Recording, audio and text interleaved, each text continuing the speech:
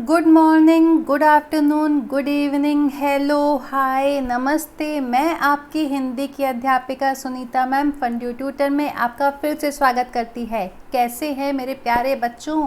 क्या चल रहा है आजकल? तो बच्चों, आज मैं आपके लिए लेकर के आई हूँ वाक्य। वैसे चलिए मैं आपको एक बहुत बेसिक सी चीज़ बताती हूँ। देखो, मैंने आपको क्या बताया था कि हमारी भाषा कई वाक्यों से मिलके बनी है। तो देखो कैसे होता है कि भाषा की सबसे छोटी इकाई क्या है? वर्ण। ठीक है, अब कई वर्ण मिलके क्या बनाते हैं? शब्द। ठीक है, और कई शब्द मिलके बनाते हैं वाक्य। लेकिन वाक्य बनाने के लिए हमें चाहिए दो कंडीशन। पहला, कि वाक्य सार्थक हो, कि वाक्य में किसी भी चीज़ का, सब्जेक्ट का अर्थ निकलता हो। ये नहीं कि अनाप शनाप कोई भी शब्द कहीं भी उठा के लगा दो और ये हो गया। दूसरा, कि क्रम होना चाहिए, या आप कह सकते हैं व्यवस्थित होना चाहिए, कि शब्द जो हैं वो व्यवस्थित होने चाहिए, ऑर्गेनाइज तरीके से होना चाहिए। ये नहीं कि कुछ भी। समझो, अगर मुझे कहना है कि मैंने मीठा सेब खाया, अगर मैं बोलती हूँ मैंने मीठा सेब खाया, तो वो तो एक सार्थक है ना, कि वो कुछ बता रहा है। लेकिन अगर ये कहा जाए कि खाया मीठा मैंने सेब, तो वो तो कोई मतलब ही नहीं निकालता है। तो क्या मतलब है कि शब्दों का क्रम भी ज़रूरी है वाक्य में। ठीक है, तो यही होता है वाक्य। सिर्फ इतना ही नहीं, अभी हम लोग पढ़ेंगे वाक्य और उसके अंग और कई तरह के वाक्य। अब देखिए, वाक्य किसे कहते हैं? देखो, सभी जानते हैं कि ल, आ, ल ध्वनियों का अलग अलग अपने में कोई अर्थ नहीं है। अगर ये लिखा जाए ल, आ, ल, तो ये सिर्फ साउंड ही तो है, इनका कोई आपस में, अगर हम इसको अलग अलग बोलेंगे तो इनका कोई मीनिंग नहीं है। लेकिन अगर हम इनको जोड़ करके शब्द बनाएं तो इसका मतलब हुआ लाल, है ना। किंतु इनके योग से लाल शब्द बनता है तो इसका अर्थ प्रकट होता है। मतलब जब एक साथ जुड़ गया तो इसका मतलब निकल के आ गया, तो ये मीनिंगफुल कुछ बन गया। लाल माने कि कोई लाल, है ना। अब लाल भी क्या? लाल साड़ी, लाल सेब, लाल फूल, क्या वो नहीं पता ना हमें कि लाल की क्या बात हो रही है। तो लाल स्याही, लाल रंग या लाल साड़ी, कुछ नहीं पता। यदि लाल स्याही या लाल साड़ी भी कहें तो भी पूरा आशय प्रकट नहीं होता, मतलब पूरा अर्थ समझ नहीं आता। अब सवाल ये उठता है कि लाल साड़ी भी अगर है तो उसके बारे में क्या कहा जा रहा है ना। सिर्फ लाल बोल देने से हमें कुछ समझ नहीं आएगा।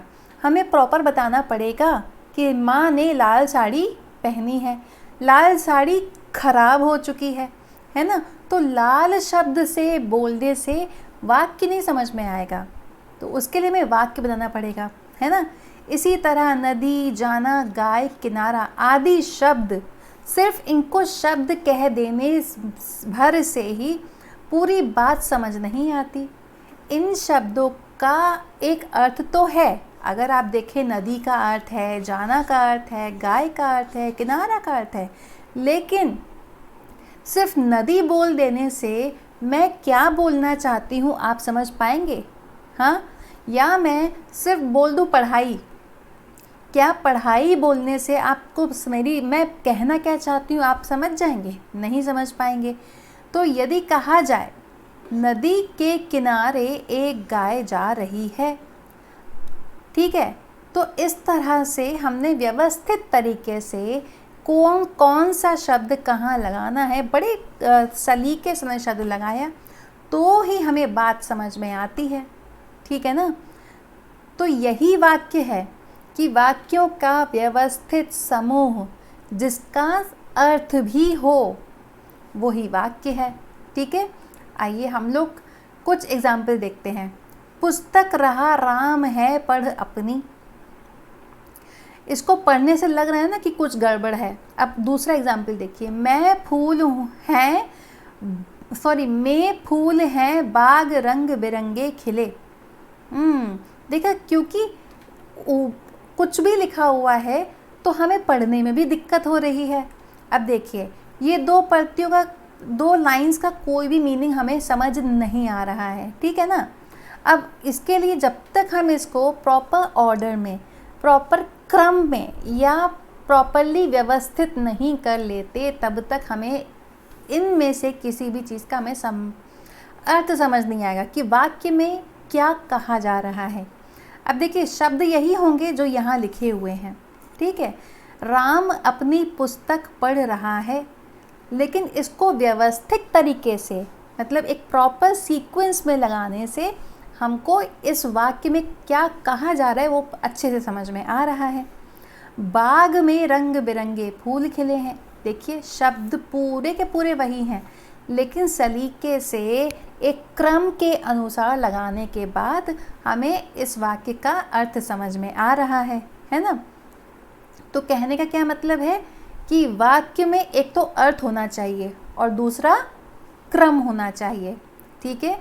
अब इन पंक्तियों का अर्थ पूरी तरह समझ में आ रहा है, क्योंकि इन पंक्तियों में शब्दों का क्रम ठीक से जोड़ा गया है, ठीक है। यही मैंने बताया आपको। अब बारी आती है वाक्य के अंग। वाक्य के दो अंग होते हैं, ठीक है। आप कहेंगे मैम वाक्य के कैसे अंग होते हैं? हमारे अंग हैं हाथ, पैर, नाक, मुंह, कान, नाक। वाक्य के भी अंग हैं, है ना। मैं बताती हूँ कैसे। देखो, वाक्य के दो अंग होते हैं, उद्देश्य और विधेय। यहाँ पे जानने वाली बात यह है, उद्देश्य जो क्रिया करता है, ठीक है, तो इसको कैसे समझेंगे? जो क्रिया करता है, यानी कि कर्ता कारक। हाँ, अब ये दो हो सकते हैं, या संज्ञा या सर्वनाम। याद रखिए कि कर्म भी संज्ञा सर्वनाम हो सकता है, ठीक है।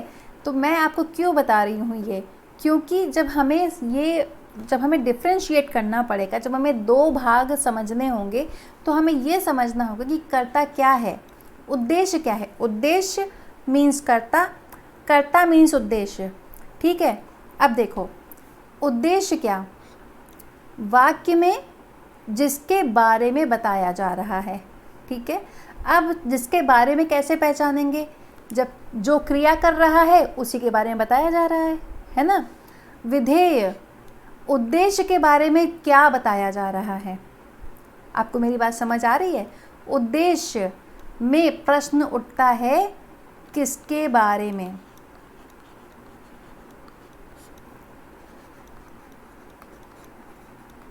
और विधेय में क्या बताया जा रहा है, ठीक है। तो जो भी कुछ जिसके बारे में बताया जा रहा है वो है उद्देश्य, और जो भी कुछ बताया जा रहा है वो होता है विधेय, ठीक है। अब देखो, उद्देश्य में क्या होता है? वाक्य में जिसके बारे में या जिसके विषय में कुछ कहा जाए उसे उद्देश्य कहते हैं। जैसे रमेश स्कूल जा रहा है। अब बहुत आसान है, किसके बारे में बात हो रही है? रमेश के बारे में बात हो रही है। नहीं समझ पा रहे हैं अगर, तो सिंपल सी बात है, उद्देश्य कैसे पहचानना है? क्रिया को करने वाला। क्रिया है जा रहा है, कौन जा रहा है? रमेश जा रहा है, ठीक है। समझ आ गया ना, ये हो गया उद्देश्य। अब बारी आती है विधेय की, कि विधेय जिसके उद्देश्य के बारे में क्या कहा जा रहा है, ठीक है। तो एक बार उद्देश्य मिल गया, तो उद्देश्य के बाद जो भी कुछ बचा है वो सबका सब विधेय हो जाएगा, ठीक है। अब देखिए, रमेश स्कूल जा रहा है, रमेश तो उद्देश्य हो गया, अब जो भी कुछ बचा वो सब क्या हो गया? विधेय, ठीक है। और प्रायः उद्देश्य वाक्य के आरंभ में होता है। मोस्टली जो उद्देश्य होता है, ठीक है, वो हर वाक्य के आरंभ में होता है, और विधेय वाक्य के अंत में होता है ऑब्वियसली, ठीक है। अब देखिए, एक और चीज़ है, भागता हुआ चोर तुरंत पकड़ा गया। अब यहाँ पे हमको ये समझने वाली बात है कि आप कहेंगे मैम भागता हुआ तो क्रिया है, बिल्कुल है क्रिया, ठीक है ना।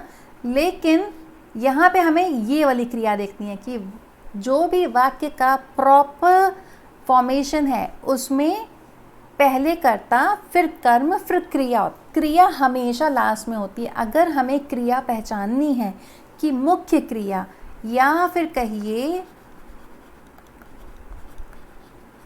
मेन वर्ब, ठीक है, मुख्य क्रिया, तो मुख्य क्रिया क्या है हमें ये अगर जानना है तो उसके लिए हमें लास्ट में देखना पड़ेगा। ठीक है, देखिए भागता हुआ तुरंत चोर पकड़ा गया, पकड़ा गया क्रिया है। अब ये कौन पकड़ा गया बताओ, चोर पकड़ा गया, तो चोर तो उद्देश्य हो गया। अगर ये उद्देश्य है तो भागता हुआ क्या है, कंफ्यूजन है ना? हाँ बिल्कुल होगा। तो आप अगर ध्यान दीजिए ये भागता हुआ जो शब्द, दो शब्द जो आए हैं चोर के पहले, तो ये चोर के बारे में बताया जा रहा है। चोर भागता हुआ, चोर भाग रहा है नहीं बोला गया है, भागता हुआ, मतलब ये कि चोर कैसा है, भागता हुआ, है ना? तो एक तरह से ये विशेषण बता रहा है, चोर को डिस्क्राइब कर रहा है। ठीक है, तो इसके सहित भागता हुआ चोर, इसके सहित ये विधेय हो जाएगा। हाँ वेरी गुड, कि विधेय कभी कभी सिंगल शब्द, सॉरी उद्देश्य, उद्देश्य एक शब्द हो सकता है, लेकिन मोस्टली एक शब्द होता है, लेकिन जब उसके पहले, उद्देश्य के पहले जो भी कुछ होगा उसे हमें उद्देश्य के साथ में मिलाना पड़ेगा। ठीक है ना? लेकिन हमें उद्देश्य ढूंढना पड़ेगा ऐसे वाक्यों में। ठीक है, अब देखो दूसरा वाक्य, वह बेचारा क्या कर सकता था। अब इसमें मुख्य क्रिया क्या है, कर सकता था, कौन, वह, लेकिन यहाँ पे बेचारा भी आ रहा है ना? तो यहाँ पे बेचारा, तो क्या होगा, वह बेचारा, बेचारा संज्ञा है और वह क्या है, सार्वनामिक विशेषण। वेरी गुड बच्चों, तो ये दोनों मिला करके उद्देश्य हो गया। ठीक है, देखो भागता हुआ चोर, यही तो मैंने बताया कि जो उद्देश्य है वो क्या है, भागता हुआ चोर, विधेय क्या हुआ, तुरंत पकड़ा गया।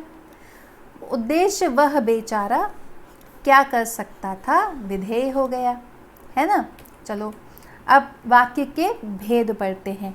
इससे पहले हम लोग वाक्य के भेद पढ़ें, आपके लिए एक प्रश्न है। हाँ प्रश्न तो पूछे जाएंगे, तो प्रश्न है वाक्य के कितने अंग हैं? आपके पास है 5 सेकंड, 5 सेकंड में उत्तर दीजिए।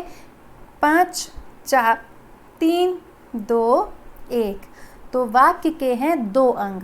वेरी गुड, तो पहले अंग का क्या नाम है, कमेंट करके बताइए बच्चों।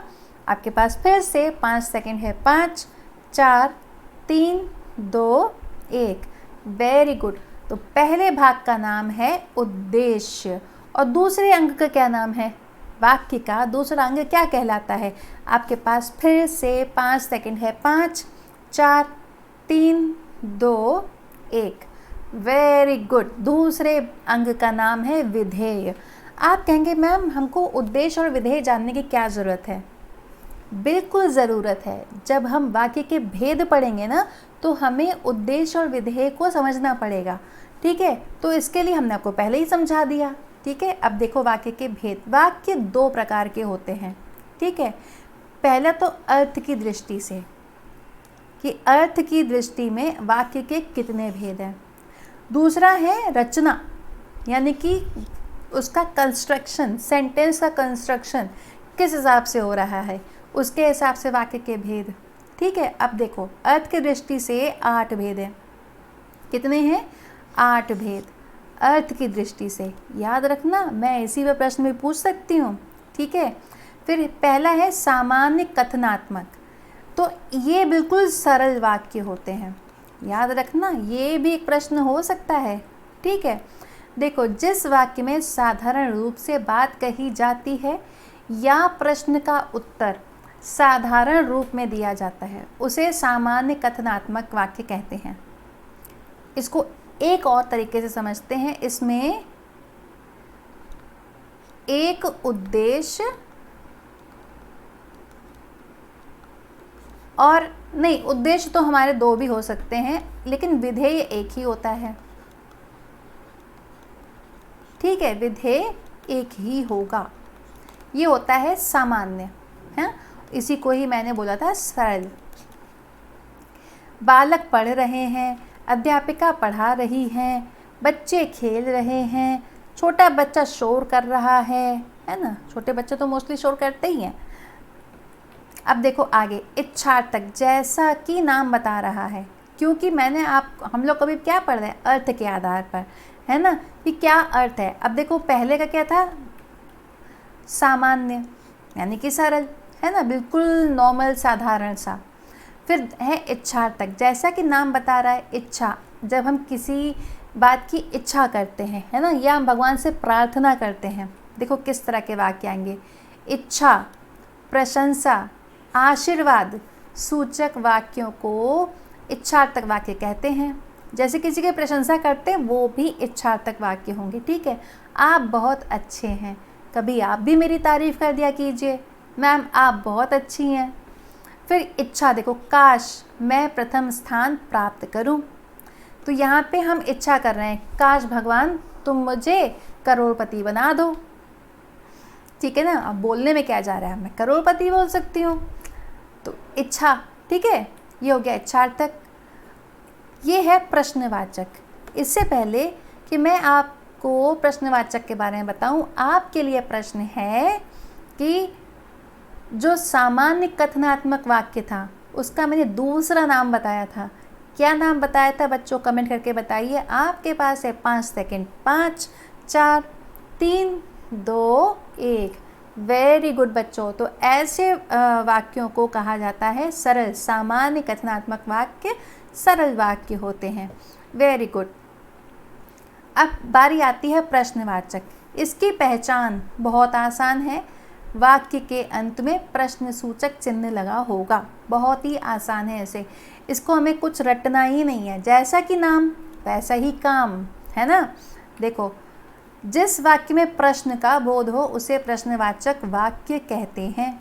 आप यहाँ कब आए, ये एक प्रश्न है, और लास्ट में क्या लगा है, प्रश्न सूचक चिन्ह या प्रश्नवाचक चिन्ह। ठीक है, इससे पहले हम आगे बढ़ें, आपके लिए एक प्रश्न है, इच्छार्थक वाक्य कैसे होते हैं। ठीक है, आपके पास है 5 सेकंड, कमेंट करके बताइए। 5 4 3 2 1। इच्छार्थक वाक्य में इच्छा सूचक, है ना, जहाँ पे इच्छा की जा रही हो या आशीर्वाद दिया जा रहा हो या प्रशंसा की जा रही हो। Very good. लेकिन अगर प्रश्न सूचक की बात की जाए कि प्रश्नवाचक जो वाक्य होते हैं उसकी क्या पहचान है, आपके पास 5 सेकंड है। 5 4 3 2 1। तो प्रश्नवाचक वाक्य में हमको कुछ करना ही नहीं, या तो उसमें प्रश्नवाचक शब्द आया होगा या तो उसमें प्रश्नवाचक चिन्ह होगा, बल्कि दोनों होंगे, या नहीं दोनों ही होंगे। ठीक है, अब बारी आती है निषेधात्मक। निषेध यानी कि न। लो, मैंने आपको इसका नाम बता दिया, न।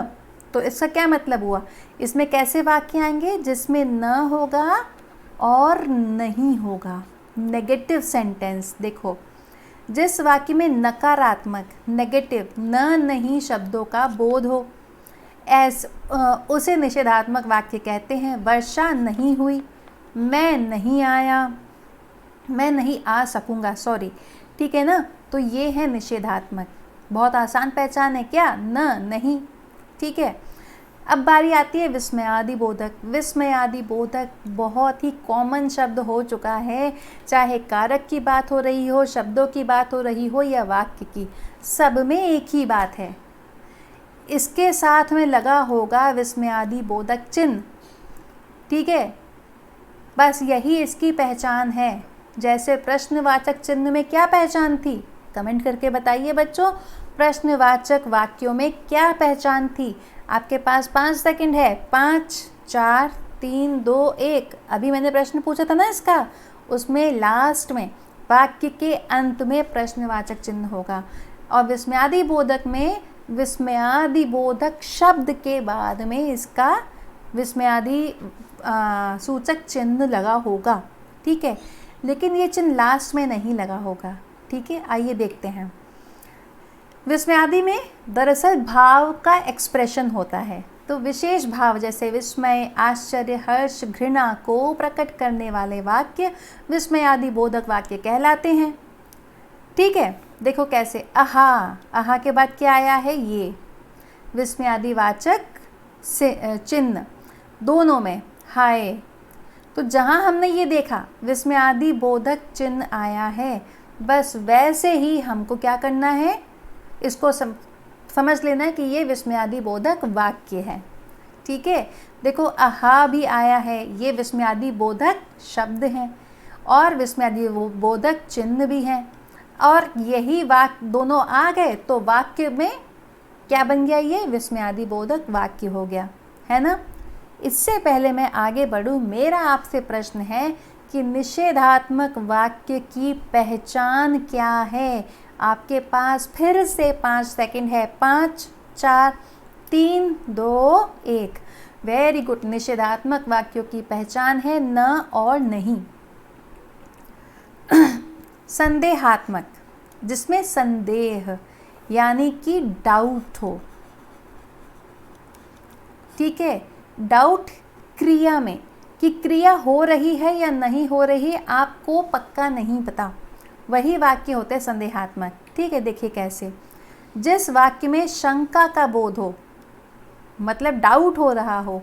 डाउट किसका, कि क्रिया संपन्न हुई कि नहीं हुई, क्रिया संपन्न होने का डाउट, है ना, उसे संदेहात्मक वाक्य कहते हैं। जैसे गाड़ी आती होगी, गाड़ी आती होगी, सोच करके देखो, आती होगी मतलब कंफर्म नहीं पता है, आप किसी को बता रहे हैं कि शायद आती होगी।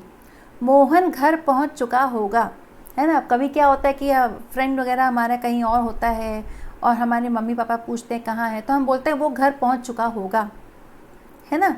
तो यहाँ पर भी कंफर्म नहीं पता है, लेकिन आप गेस कर रहे हैं, ठीक है। तो ये होते हैं संदेहात्मक वाक्य।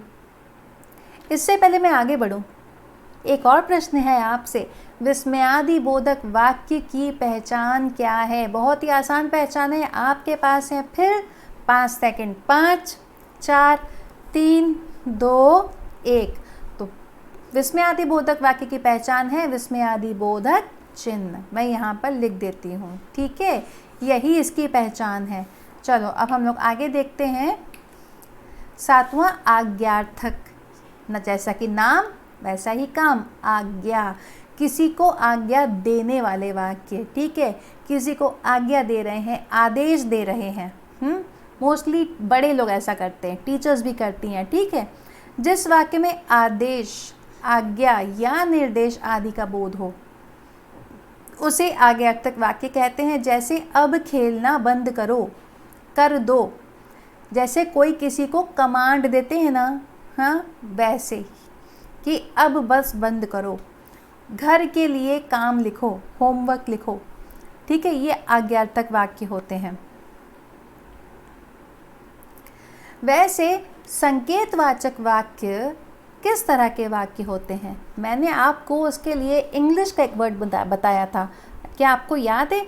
कमेंट करके बताइए। आपके पास फिर से 5 सेकंड है, 5 4 3 2 1। Very good. संदेहात्मक वाक्य कैसे होते हैं, जिसमें क्रिया को लेके डाउट हो, हाँ वेरी गुड। अब लास्ट है संकेतार्थक, संकेत यानी कि कोई डायरेक्शन, ठीक है। अब इसको देखो कैसे होगा, जिस वाक्य में संकेत या शर्त का भाव हो, संकेत या शर्त का भाव, ठीक है। एक बात या कार्य किसी दूसरी बात या कार्य के होने पर निर्भर हो, मतलब वाक्य में होंगी 2 क्रिया, एक क्रिया दूसरी क्रिया पर निर्भर होगी, ठीक है, उसे संकेतार्थक वाक्य कहते हैं। जैसे अगर वर्षा होती तो फसल अच्छी होती। अब फसल अच्छी होना किस पर निर्भर है, वर्षा होने पर, ठीक है। तो ये हो गया संकेतार्थक। यही वाक्य आगे जा कर के जब हम पढ़ेंगे रचना के आधार पर, तो देखना यही वाक्य बदल जाएगा, दूसरा नाम हो जाएगा, ठीक है। यदि आप आते तो मैं भी आपके साथ चलता, मेरा आपके साथ चलना तब संभव है जब आप आते, अदरवाइज़ मैं घर पे ही बैठी रहती, है ना। तो ये हो गया संकेतार्थक, जिसमें दो क्रिया होंगी, एक क्रिया दूसरे पर निर्भर होगी। ठीक है, अब हम लोग इससे पहले आगे बढ़ें। संकेतार्थक, हाँ अभी अभी पढ़ा था, बिल्कुल अभी अभी। संकेतार्थक वाक्य की पहचान क्या है, कमेंट करके बताइए। आपके पास है 5 सेकंड, फिर से 5 4 3 2 1। Very good. इसमें होगी दो क्रिया जिसमें से एक दूसरे पर निर्भर होगी। अब बारी आती है रचना की दृष्टि पर। रचना मीन्स फॉर्मेशन, कि वाक्यों का फॉर्मेशन किस तरह से किया गया है। ठीक है, इसके आधार पर वाक्य के 3 भेद हैं। एक प्रश्न है मेरा आपसे, अर्थ की दृष्टि से वाक्य के कुल कितने भेद थे? अभी पढ़े ना हमने, रचना की दृष्टि से हम लोग पढ़ रहे हैं अभी, इसके पहले हमने पढ़ा था अर्थ की दृष्टि से। अर्थ की दृष्टि से वाक्य के कितने भेद हैं? आपके पास फिर से 5 सेकंड है। 5 4 3 2 1। Very good. तो वो है 8 और ये है 3। सरल वाक्य, ये बिल्कुल वैसा ही। सामान्य कथनात्मक वाक्य, हाँ इसमें उद्देश्य के साथ एक ही विधेय होता है।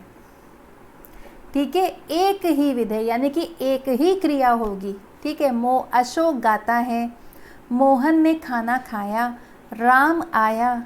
ठीक है ना, तो ये क्या है? अब देखिए एक ही क्रिया है। अगर आप विधेय नहीं समझ पा रहे तो आपको क्या करना है? क्रिया देखनी है। ठीक है, ये हो गया सरल वाक्य, है ना। कुछ हमको रटने की ज़रूरत है? बिल्कुल भी रटने की ज़रूरत नहीं है। तो सरल वाक्य कौन से वाक्य के बराबर था? अर्थ के आधार में जो सबसे पहला था कौन सा था? सरल वाक्य के बराबर का कमेंट करके बताइए। अभी मैंने उसका नाम भी लिया था जस्ट 2 सेकंड पहले। हाँ, आपके पास फिर से 5 सेकंड है। 5 4 3 2 1। Very good. तो वो था सामान्य कथनात्मक। चलो अब बारी आती है संयुक्त वाक्य। जैसे कि होता है जॉइंट फैमिली, वैसे ही जॉइंट सेंटेंसेस। इसमें होंगे 2 वाक्य, लेकिन ये क्या होगा? 2 जुड़ेंगे कंजंक्शन से। ठीक है, और, परंतु, किंतु, तथा, लेकिन इस तरह के शब्दों से ये जुड़े होंगे।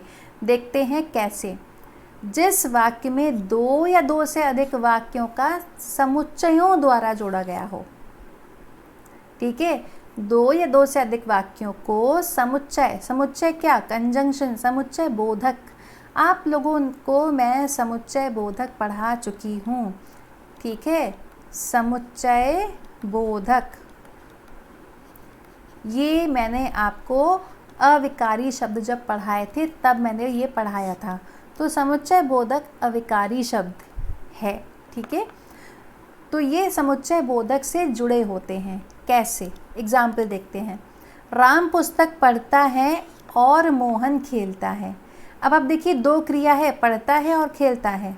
ठीक है ना, और जो ये दोनों वाक्य हैं, देखो दोनों में, इसमें करता है ये, इसमें करता है मोहन।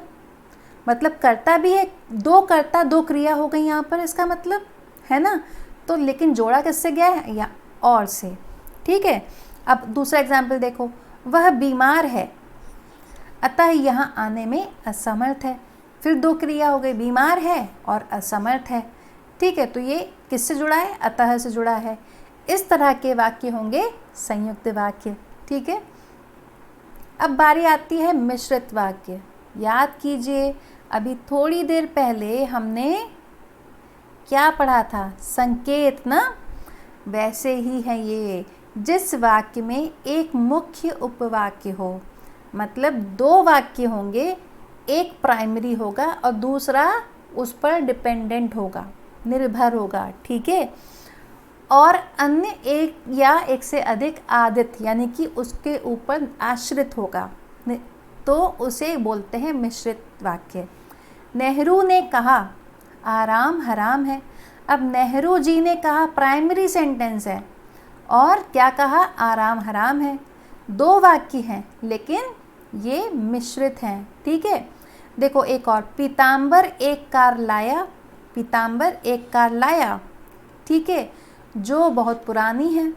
अब ये भी कहा जा सकता था कि पीताम्बर एक पुरानी कार लाया, तब वो सरल वाक्य हो जाता। पीताम्बर एक पुरानी कार लाया, तब वो सरल वाक्य होता। लेकिन ये क्या है, मिश्रित वाक्य, क्योंकि कार लाया एक क्रिया हो गई और दूसरी क्रिया पुरानी है हो गया, और दोनों में से एक सेकेंडरी है, ये वाला सेकेंडरी है, ये वाला प्राइमरी है, ठीक है। आया समझ में, ये मिश्रित वाक्य हो गए। तो बच्चों आशा करती हूँ जो भी आपको आज पढ़ाया गया होगा वो आपको समझ आया होगा। कोई भी डाउट हो तो आप इसी वीडियो में मुझे कमेंट करके पूछ सकते हैं। अगर आप चाहते हैं कि कोई और टॉपिक है जो आपको नहीं पढ़ाया गया है या आपको कन्फ्यूजन है उसमें, तो आप मुझे कमेंट करके बताइए, मैं आपके लिए वही वीडियो लेकर के आऊँगी। आज के लिए इतना ही, मिलेंगे अब कल। तब तक आप लोग अपना ध्यान रखिएगा, पढ़ाई लिखाई कीजिएगा, थोड़ा बहुत खेल लीजिएगा। बाय बाय बच्चों, टेक केयर।